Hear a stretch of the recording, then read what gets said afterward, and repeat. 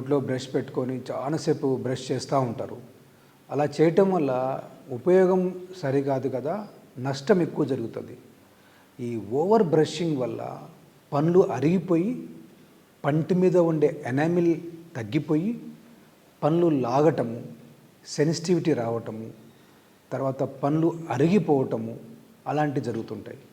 So ఇవన్నీ జరగకూడదు అనుకుంటే ముందు పండ్లను మినిమం 2 minutes చాలు, అంతే.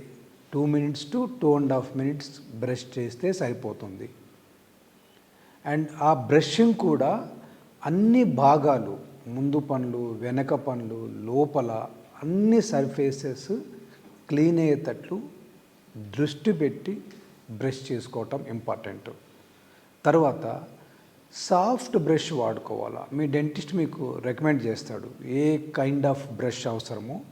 ఒకటి బ్రష్లో కూడా hard, medium, soft, ultra soft అని వివిధ రకాల బ్రషెస్ అవైలబుల్ ఉంటాయి.